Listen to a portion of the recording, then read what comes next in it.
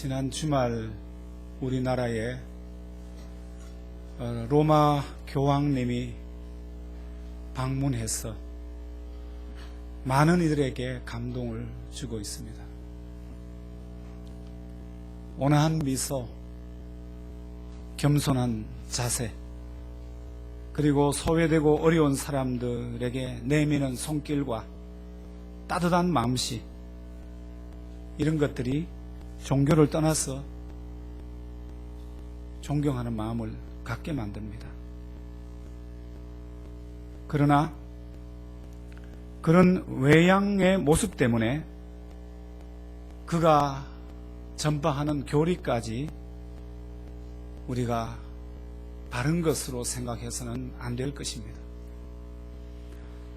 지난 8월 15일 날 대전 월드컵 경기장에서 교황이 주재하는 미사가 열렸는데 무려 5만 명의 사람들이 운집을 했습니다. 대전 월드컵 경기장에서 열린 그 미사의 정식 명칭 여러분 혹시 알고 계십니까? 성모 승천 축일 대미사입니다. 가톨릭 교회에서는 전통적으로 양력 8월 15일을 마리아 승천일로 기억하고 그날에 특별한 미사를 드립니다. 마리아 승천한 건 맞습니까? 죽지 않고 승천했다고 가톨릭에서 교리적으로 그렇게 공식화해서 지금 지키고 있습니다. 오래된 일입니다. 마리아에 관한 교리 한 개를 더 얘기하자면 무염시태 교리가 있습니다. 마리아가 예수님을 잉태하는 순간 마리아는 원죄로부터 자유를 얻었다. 인간 역사에서 유일하게 원죄로 오염되지 않은 인물이 마리아이다. 이렇게 주장합니다. 예수님을 가진 순간부터 원죄에서 해방이 되고 죄 없이 이 땅을 살다가 승천했다고 믿습니다. 성경에 없는 교리고 신학적으로 도저히 받아들일 수 없는 사상들입니다. 마리아의 경우만 보더라도 이 정도로 성경을 왜곡하고 진리를 거역하는 그러한 가르침들입니다. 이렇게 심각한 잘못된 사상과 신학을 가지고 있지만 우리는 그 온화하고 따뜻한 발걸음, 작은 승용차를 타고 6평밖에 안 되는 소박한 침실에서 잤다는 것 때문에 이 모든 것을 우리가 덮으려고 해서는 안 될 것입니다. 바로 이런 것들로 인해서 우리가 미혹되어서는 안 되는 것입니다. 오늘 본문은 바로 미혹에 관해서 말씀하고 있습니다. 예루살렘 멸망을 전후해서 유대인들이 마음 갈피를 잡지 못하고 있을 때 수많은 거짓 그리스도들과 거짓 선지자들이 나타나서 성도들을 미혹했고 또 예수님이 오시기 전 지금 이 종말을 사는 시대에도 수많은 거짓 그리스도들과 거짓 선지자들이 나타나서 미혹하고 있습니다. 심지어 24절 말씀에 보면은 할 수만 있으면 택한 자들까지 미혹하려고 한다고 성경은 말하고 있습니다. 미혹이란 종말에 나타나는 현상 중에 현저한 현상입니다. 그럼 미혹이란 뭡니까? 우리말 사전에는 이렇게 기록해 놨습니다. 마음이 흐려지도록 무엇인가 홀리는 것, 혹은 무엇에 홀려서 정신을 차리지 못하는 상태, 이것을 미혹이라고 했습니다.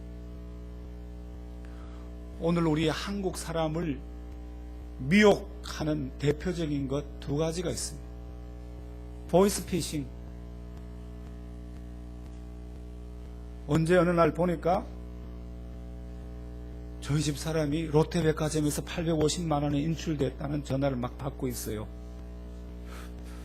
전화번호를 뭘 가르쳐 달라고. 저한테도 그런 저도 전화를 받은 적이 있고, 이렇게 전 국민을 대상으로 미혹해서 사람들을 이렇게 속여 먹습니다. 또 하나의 미혹은 이단입니다. 보이스피싱은 전 국민을 대상으로 하지만 이단을 믿는 자들을 대상으로 그 마음을 미혹합니다. 신천지나 아니면은 안상홍 하나님의 교회 이런 곳에는 한번 걸려들면은 빠져나오기가 힘들다고 합니다. 얼마나 교묘하게 성도들을 미혹하는지 모릅니다. 오늘은 예수님께서 우리에게 미혹하지 말라고 하신 이 말씀을 따라 우리를 미혹하는 4가지에 대해서 말씀을 드리고자 합니다. 무엇에 미혹되지 말아야 될 것인가? 4가지에 대해서 살펴보려고 합니다. 먼저 23절을 보니까 우리 함께 읽어볼까요? 23절입니다. 그때에 사람이 너희에게 말하되 보라 그리스도가 여기 있다 혹은 저기 있다 하여도 믿지 말라. 첫 번째 미혹은 그리스도가 여기 있다 저기 있다고 하는 미혹입니다. 재림 예수가 여기 있다 저기 있다, 여기 있다 저기 있다는 것은 장소를 말하기보다는 이 사람이다 저 사람이다 하는 미혹. 여러분, 예수님께서 초림했을 때 아기의 모습으로 이 땅에 태어났을 때는 어디 있는지 찾기가 어려웠어요. 동방의 박사들이 별을 보고 와서 유대인의 왕으로 태어나신 이가 어디 있습니까? 하고 헤롯 궁궐로 가서 물어봤습니다. 어디 있는지를 찾기가 어려웠습니다. 그러나 재림하신 예수 그리스도가 오실 때는 여기 있다 저기 있다 찾을 필요가 없어요. 예수가 재림주로 오실 때는 예수를 믿는 자나 믿지 않는 자나, 그리스도를 영접한 자나 거부한 자나 누구든지 순간적으로 보고 압도적으로 그분이 예수라는 걸 알 수 있도록 그런 모습으로 오시는 거예요. 그러니까 어디에 가면 예수 있다 이런 일은 있을 수 없습니다. 압도적으로 누구든지 그리스도께서 재림하신 걸 알 수 있도록 그렇게 오시는 거예요. 그렇기 때문에 어디에 그리스도가 계시다, 어떤 분이 그리스도 하는 그런 말은 현혹될 필요가 없는 겁니다. 그러나 역사를 보면은 자칭 메시아라고 하면서 나타난 사람들이 너무 많아서 열거를 다 할 수가 없습니다. 우리에게 익숙한 한국에 나타난 자칭 메시아만 몇 사람, 거짓 메시아 그리스도만 열거해보면은 2004년도에 죽은 영생교 교주 조희성이라는 사람이 있습니다. 한국 사회를 아주 발칵 뒤집어뒀던 그때 무슨 살인사건에 연루되어 있었죠. 이 조희성은 그 영생교 신자들에게 메시아입니다. 아직도 그가 죽은 지 10년이 됐음에도 불구하고 그를 정도령, 이긴 자 혹은 구세주라 부르면서 믿고 따릅니다. 전국에 40여 개의 지부가 있습니다. 영생교 신자들의 주머니는 조희성의 사진을 이렇게 넣어가지고 다닌다고 합니다. 그 이유는 교통사고 같은 것이 위험한 순간에도 그 사진이 있으면은 교주의 영이 바람처럼 날아와서 구출해 준다고 그렇게 믿습니다. 여러분도 혹시 사진을 구할 수 있으면은 구하시기를 바랍니다. 문성명은 말할 것도 없습니다. 문성명의 통일교 교리는 핵심이 여자가 뱀과의 육체적인 관계를 가졌다는 데서부터 시작을 합니다. 그 사람들은 얘기가 재밌어요. 지금도 그런 얘기예요. 사람이 왜 목욕탕에서 나오면은 무슨 일에서 갑자기 벌거벗고 나오면은 얼굴을 안 가리고 하체를 가릴까? 이유가 하체로 범죄했기 때문에 그렇다는 거예요. 솔깃하지요?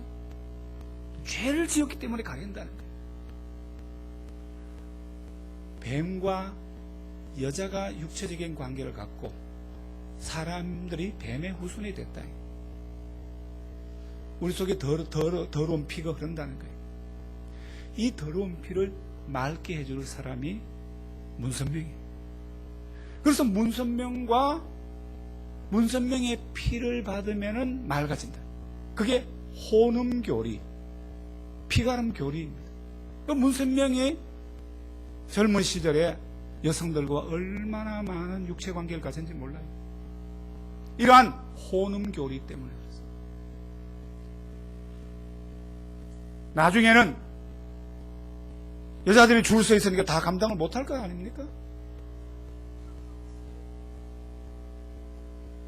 저 잠실 체육관 같은데 다 한꺼번에 12,000명, 15,000명 모아놓고 그가 축복하는, 주재하는 결혼만 해도 피가 맑아진다고 해서 전 세계에서 몰려와서 국제 결혼을 했잖아요. 우리나라에도 지금 방송에 나오는 외국인들 중에 그래가지고 온 사람들 많습니다. 거기에 미혹이 된 거예요, 사람들이. 어이가 없지요. 지금 세력을 크게 확장하고 있는 하나님의 교회라고 하는 안상홍 증인회. 여기서도 안상홍을 재림주로 믿고 있습니다. 그런데 참 어이가 없습니다. 왜 안상홍을 증인으로 자기들의 구세주로 믿고 있느냐? 요한복음, 요한계시록 12장 1절, 2절 말씀에 근거해서 그렇게 믿고 따릅니다. 거기 이런 말씀이 나옵니다. 또 내가 보니 보라 어린 양이 시온산에 섰고 그와 함께 14만 4천이 섰는데 그 이마에 어린 양의 이름과 그 아버지의 이름을 쓴 것이 없다. 이름이 나오네. 이름. 어린 양의 이름이 나와요. 그 이름이 나오는데 내가 하늘에서 나는 소리를 들으니 많은 물소리와 같고, 많은 물이 홍수거든요. 많은 물. 그러니까 안상홍의 이름 중에 홍자가 들어갔다 이거예요. 많은 물소리와 같고 홍자가 들어갔고, 그 다음에 내게 들리는 소리는 검은고 타는 자들의 검은고 소리와 같더라. 안상홍의 홍자는 검은고 홍자예요. 상자는 검은고 상자예요. 그러니까 많은 물소리와 검은고 소리, 상홍, 상홍, 이게 조합을 할 때 바로 여기다. 이 말을 믿고 거기에 혹했습니다. 이름을 잘 지어요. 참 기가 막힙니다. 그래서 성부 하나님의 이름은 여호와시며 성자 예수님의 이름은 예수이고 성령님의 이름은 안상홍이다. 자신이 성령님이다. 이렇게 주장합니다. 세 번째, 지금 한국교회를 가장 크게 미혹하고 있는 신천지. 그 교주 이만희가 그게 그 사람 구세주입니다. 그를 구세주로 따르는데 그들은 예수님이 재림한다는 사실을 믿지 않습니다. 예수의 영이 교주 이만희에게 임하였고, 이만희가 이미 재림 예수로 온 겁니다. 그리고 신천지가 언제 이루어지느냐? 그를 따르는 무리가 14만 4천 명이 될 때, 그래서 12지파를 나누어서 그들이 다 조직을 해놨잖아요. 14만 4천이 차면은 신천지가 이루어진다고 믿습니다. 놀랍게도 그 모임에 미혹이 돼서 목사도가 있고 장로들도 가 있고, 우리 노회의 장로님들 거기 많이 빠졌어요. 우리는 들으면은 어떻게 저런데 미혹될까 싶지만 그 테이프 한 번만 들어보라고 할 때 여러분 절대 듣지 마십시오. 그 외에도 과거 6.25 이후에 전국에 불꽃처럼 번져나갔던 전도관, 박태선 전도관, 무려 그때 따르는 무리가 100만에 육박할 정도로 교세가 컸습니다. 그리고 얼굴 예쁘고 늘씬하고 잘생기고 지성인 여성들만, 젊은 여성들만 대상으로 포교를 하면서 그들에게 메시아로 군림을 했던 정명석, 얼마나 많은 여성들을 성적으로 농락을 했던지 나중에 그 여성 중에 몇 명이 고소를 해서 도망을 다니다가 홍콩에서 잡혀와서 지금 옥중에 있습니다. 그런데도 그를 메시아로 믿고 따르는 사람이 있습니다. 한때 직통계시를 주장하고 전도운동을 벌였던 세계 일가공회라고 하는 곳의 양도천, 이런 사람들 다 자칭 메시아입니다. 그리스도입니다. 거기 미혹되는 사람들 보면 참 어이없이 한두 마디에 넘어갑니다. 앞에서 열거한 사람들이 거짓 그리스도라고 한다면 오늘 본문에 보면 거짓 선지자들도 나타난다고 했거든요. 거짓 선지자. 거짓 선지자는 어떻게 만들어집니까?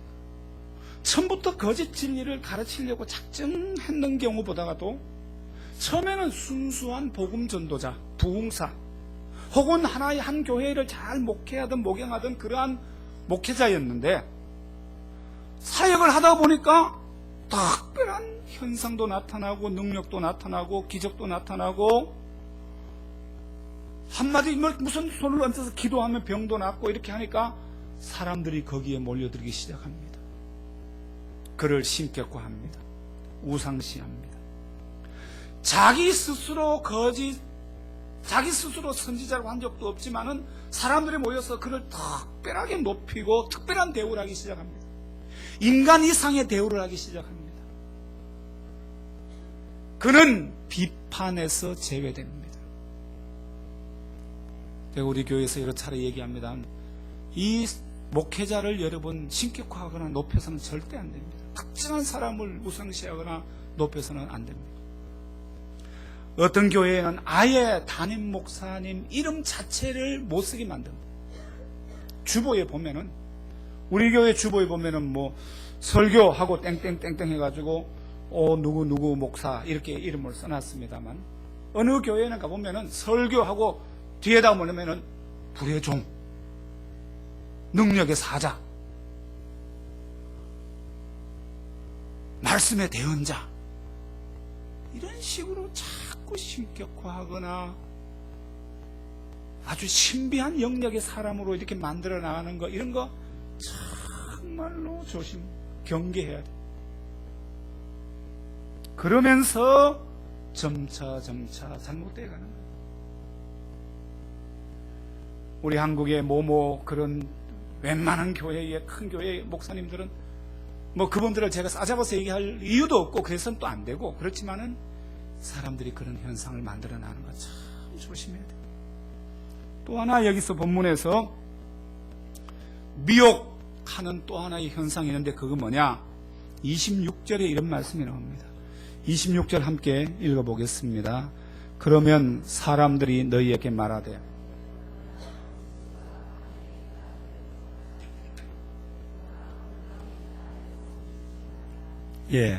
두 번째는 재림 예수가 어떤 특정한 장소에 임하신다고 하는 가르침에 미혹되어서는 안 됩니다. 방금 말씀드린 거하고 같은 겁니다. 예수님이 초림하실 때는 어디에서 태어난지 모르고 누군지도 모르지만은 재림하실 때는 어디서 오실지 모를 일이 없어요. 누구든지 다 알 수 있도록 오시는 거예요. 누구든지 다 올 수 있도록. 그래서 재림 예수가 광야에 있다, 저 삼각산 어디에 있다, 혹은 어느 골방에 기도 중이다 하는 일이 있을 수가 없어요. 너무나 모든 사람이 알 수 있도록 뭐라 그랬어요? 이 27절에 보면은 번개가 동편에 나서 서편에 임함같이 인자의 임함되니까, 번개가 동쪽에서 서편에 번개가 번쩍하고 나타나는 것처럼 예수께서 재림 예수 오실 때도 모든 사람의 번개가 어느 집 방 안에서 이렇게 잠깐 여기 전류를 통해서 나타나지 않듯이 번개가 임하는 것처럼 강력한 임팩트를 가지고, 이 아주 충격을 가지고 그리스도께서 나타나기 때문에 어느 한 곳에 어디에 뭐 어디 저쪽에 여의도 어디에서 나타났다, 뭐 재림 예수가 나타났다든지, 아니면은 저 어디 뭐 안양 어디에 나타났다, 이런 식으로 될 수 없는 거예요. 재림 예수가 오실 때는 모든 전 인류가 일시적으로 볼 수 있도록 오시는 거예요. 그러니까 어느 지점에 오시는 일은 있을 수 없습니다. 저는 중학교쯤 다닐 때 이게 참 궁금했어요. 이해가 안 됐어요. 지구가 둥근데 서쪽에 오시면 동쪽의 사람들은 못 볼 것이고, 북쪽의 사람들은 북쪽으로 오시면 남쪽의 사람들은 못 볼 텐데 어떻게 동시적으로 모든 인류가 예수가 재림한 걸 볼 것이냐, 제가 이해가 안 됐어요. 여러분 중에도 그런 수준으로 계신 분 계실 거예요. 너무 과하게 몰두해 있어서 그럴 수도 있습니다. 하나님이 천지 창조하신 걸 믿으면 이건 하나도 문제가 될 게 없어요. 그런데 역사를 보면은 예수가 재림하실 때 특정한 장소에 임하신다 하는 주장들은 여러 차례 있었습니다. 그 가장 먼저 나타났던 것은 2세기 말 몬타누스라고 하는 사람이 소아시아 프리지아라고 하는 곳에 어느 들판에 새 예루살렘이 거기에 내려온다, 이렇게 주장하고 수많은 사람들이 거기에 몰려들었습니다. 그 외에도 여러 곳으로 예수님이 재림할 곳이라고 주장하는 장소들이 있어 왔습니다. 그런데 가장 많은 사람들이 예수님이 재림할 것이라고 주장하고 믿고 지금도 준비하고 있는 장소가 어딘지 아십니까? 예루살렘입니다. 예루살렘.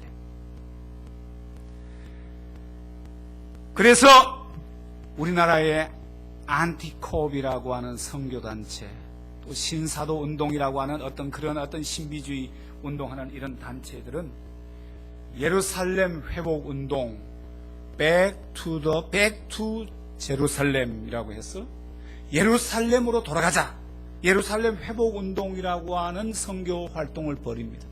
요새 조금 잦아졌습니다만 이 운동을 지난 한 6년 전에 우리나라 선교단체가 샘물교회에서 아프간에 갔다가 거기서 30명인가 억류됐다가 2명이 순교당하는 사건이 있었잖아요.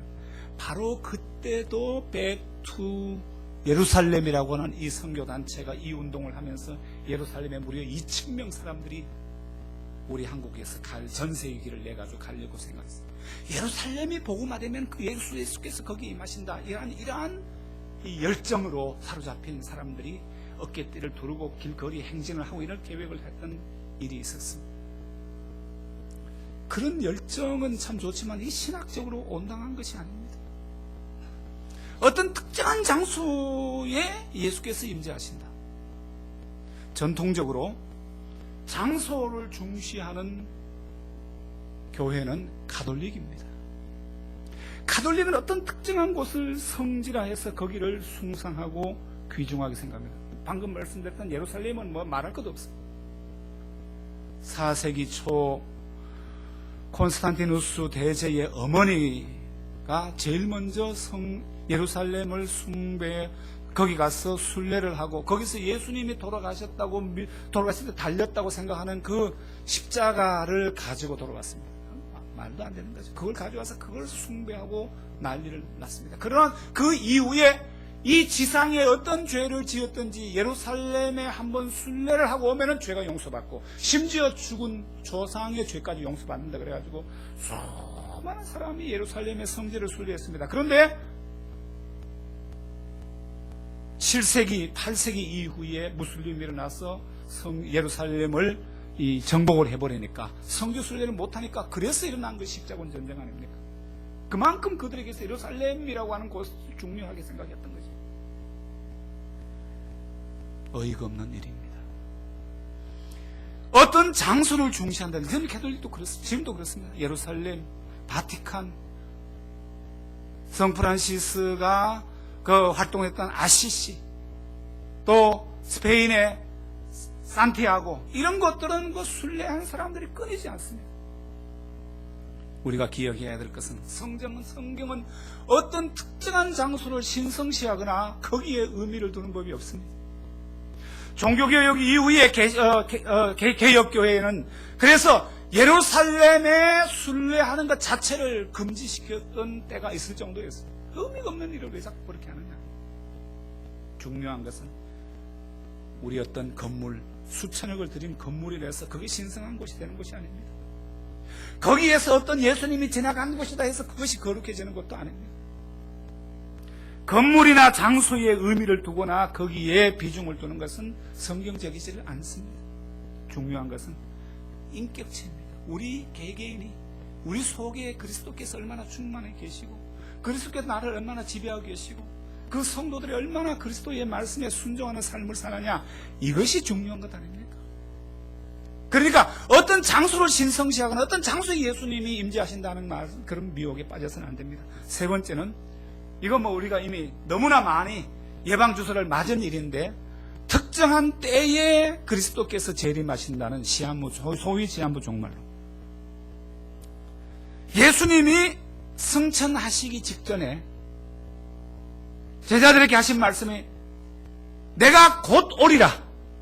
예수님이 곧 오리라고 했을 때 제자들과 예수를 따르던 그 무리들은 그들이 살아생전 어쩌면 5년 내에, 어쩌면 10년 내에 늦어도 우리가 죽기 전에 예수님이 오시리라고 초대교회 성도들은 대부분 그렇게 믿었습니다. 적어도 내가 죽기 전에는 예수님이 오시지만은 그래도 더 궁금했어요. 그래서 묻습니다. 사도행전 1장 6절에 이스라엘 나라를 회복하심이 이때니까. 그래서 예수님이 때와 시기는 아버지께서 자기 권한에 두셨으니 너희 알 바가 아니다. 또 마태복음 24장에 보면 예수님께서 그때는 아무도 모르나니, 이 36절에 나오죠. 하늘의 천사들도 아들 예수님이죠. 예수님이 모르겠습니까? 아들도 모르고 오직 아버지만 아십니다. 그만큼 여기 대해서 사람이 알 필요가 없다는 거예요. 그러면서 예수님이 오신 날은 마치 도둑처럼 오시니까 너희들이 항상 깨어서 준비해라. 알아서 좋을 일이 하나도 없다는 거예요. 그럼에도 불구하고 예수님의 재림 시기에는 사람들에게 늘 궁금과 호기심의 대상이었어요. 너무 궁금했어요. 그래서 최초의 시한부 종말론을 주장한 사람, 아까도 얘기했던 몬타누스입니다. 소아시아 페푸자 지역에 예수님께서 새 예루살렘을 가지고 임하시면은 그때가 AD 178년경에 예수님 임한다니까 사람들이 다 직업을 그만두고 하는 장소를 그만두고 또 벌써 몇 년 전부터 결혼도 하지 않고 직장도 다 그만두고 거기 모여 있었습니다. 최초의 시한부 종말론. 우리나라에 1992년 10월 28일 이장님 다미선교의 시한부 종말론이 있지 않았습니까? 여러분 어떻게 해서 1992년인지 그 날짜를 아십니까? 그 기원을 조금 제가 말씀드리자면은 이 시한부 종말론이 제일 많이 나타나는 시기가 2000 AD 2000년 마지막 시기였어요. 우리나라뿐 아니라 딴 데도 많이 있었어요. 이거 세대주의라고 하는 신학 사상의 영향인데, 세대주의에 의하면은 하나님의 역사 경륜, 하나님의 구원 계획을 이루어가는 하나님의 역사 경륜을 7세대로 나눕니다. 7개의 세대를 나누어 가지고 그 세대를 이렇게 구분합니다. 첫 번째 세대는 무죄 시대. 하나님의 천지 창조부터 아담과 하와가 타락하기 전까지 시대를 무죄 시대. 그 다음에 두 번째는 양심 시대. 인류의 타락부터 노아까지 시대는 양심 시대. 그 다음에 세 번째는 인간 통치 시대. 노아부터 아브라함까지는 인간 통치 시대. 네 번째, 아브라함부터 모세까지는 약속 시대. 다섯 번째, 모세부터 그리스도까지는 율법 시대. 그리고 그리스도 이후에 이 지금 이어지는 지금까지 시대는 교회 시대 혹은 은혜 시대, 이렇게 시대를 나누었습니다. 여러분, 제가 어릴 때 50년대, 60년대 혹은 일제시대에 부흥했던 부흥사들이 대부분 다 세대주의 종말론의 영향을 받은 분들입니다. 지금은 은혜시대다. 이렇게 해서 그걸 주장하는데, 이 세대주의의 본류가 아니고 거기서 약간 떨어져 나온 것 사람 중에 영향을 받은 사람들이 어떻게 성경을 해석을 하느냐 하면은, 성경 예수님의 족보뿐 아니라 성경에 나오는 족보에 나오는 나이 같은 거를 쫙 연대를 계산을 해보니까 구약의 역사가 몇 년이냐? 4,000년이에요. 그러니까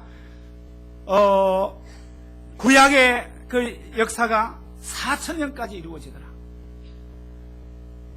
그리고 신약의 역사가 지금 예수님부터 지금까지 2000년, 지금 21세기입니다만 20세기 당시는 벌써 2000년이 됐잖아요. 그래, 이 사람들에 의하면은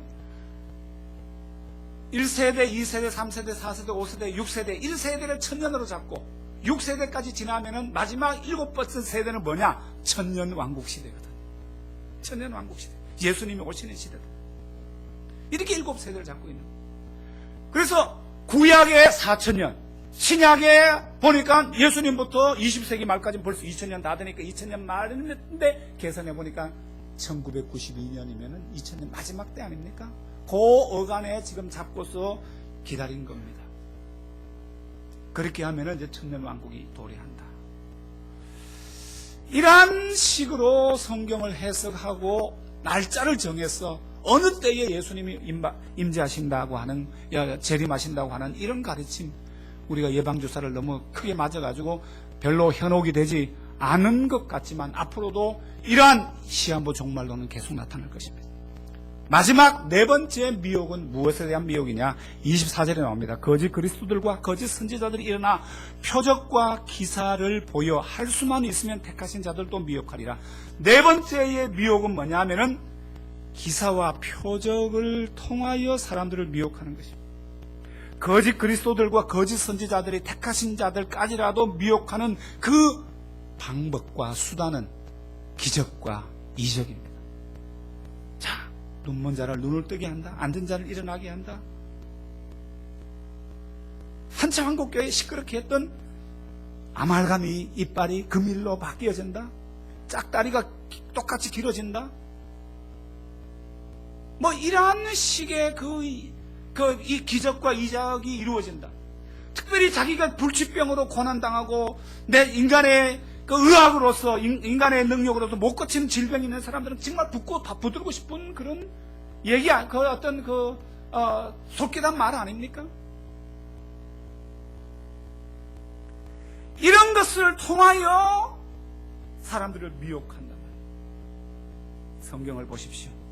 기사와 표적과 기적은 절대로 진리의 증거가 아닙니다. 모세가 출애굽하기 위해서 바로 앞에 섰을 때 모세가 지팡이를 던졌으다 거기 지팡이가 뱀이 되었어. 그러자 애굽의 마술사들도 그들의 지팡이를 던지자 뱀으로 변했습니다. 마귀의 하수인들도 얼마든지 이적과 기사를 행하고 본문에 말하잖아요. 거짓 선지자들과 거짓 그리스도들이 큰 표적과 기사를 행한다. 그러니까 기적과 표적을 보고 저기에 뭐가 있다고 믿어서는 절대로 안 되는 것입니다. 놀랍게도 진리가 없는 곳에 이적과 기사가 더 많이 강조된다는 거예요. 여러분, 칼빈이 기적을 행한 적이 있습니까? 루터가 표적을 행한 적이 있습니까? 청교도들의 기록을 봐도 어디 한 번도 기적을 행한 적이 없습니다. 진리가 명확하게 증거되는 곳에 그런 것이 나타나지 않습니다. 오히려 뭐 병을 고친다, 눈뜨게 한다, 뭐 그것이 뭐 굉장한 것처럼 그런 식으로 교회를 몰아가는 것 정말로 조심해야 돼요. 그렇게 했던 사람들 중에 뒤를 한번 보십시오. 거짓 선지자들이 얼마나 많이 있습니까? 얼마나 많은 돈을 탐하고 얼마나 많은 악행을 저지르고 하는 거짓 선지자들이 있었습니다. 기적과 표적이 절대로 진리의 증거는 아니라는 사실을 기억해요. 반대로 진리가 없는 곳에 오히려 기적이 나타납니다.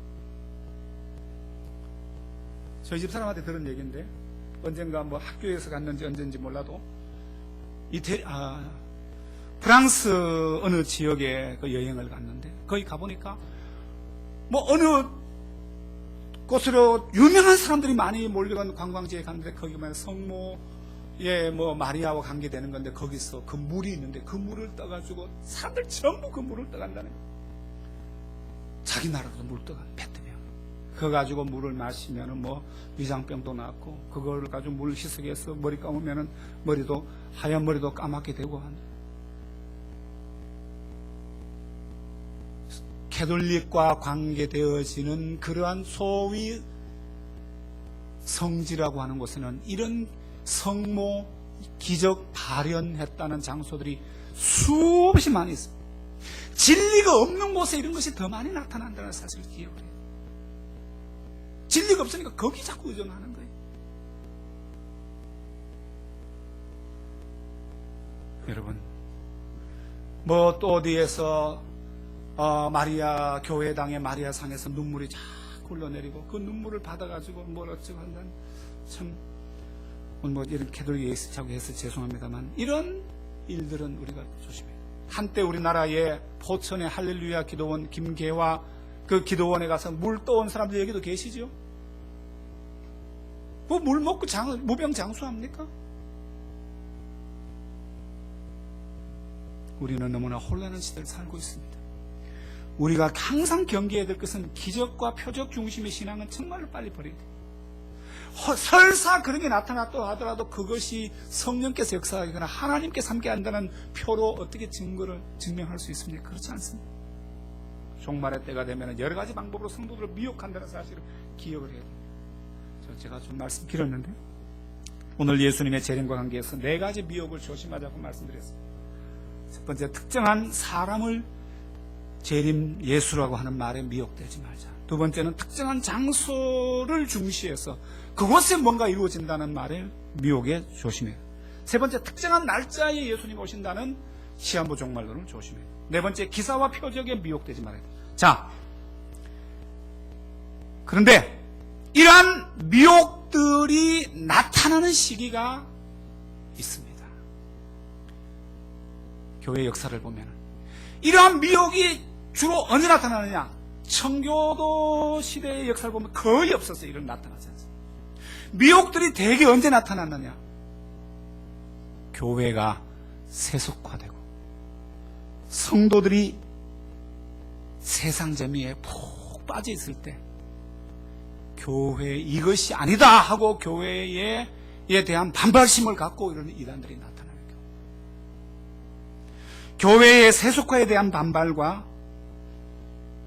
교회가 세상과 다르지 않을 때 이러한 현상들이 많이 나타납니다. 그렇기 때문에 지금 4가지의 미혹보다도 더 어쩌면 큰 미혹은 뭐냐? 여러분들 중에 어디에 그리스도가 나타났다, 어느 곳에 예수께서 임하신다, 어느 날짜에 예수님이 임한다 하는 것 때문에 미혹받을 분들을 여기 저는 거의 없다고 생각해요. 그러나 우리가 정말로 우리가 미혹되기 쉬운 가장 큰 미혹은 뭐냐? 예수의 재림은 없을 것이다. 이 땅이 전부일 것이다. 이 땅에 잘 먹고 잘 사는 것이 제일이다. 아예 예수님 재림을 대망하지 않고 기다리지 않고 이 세상에 만족하게 살도록 하는 그 미혹, 이게 더 큰 미혹이에요.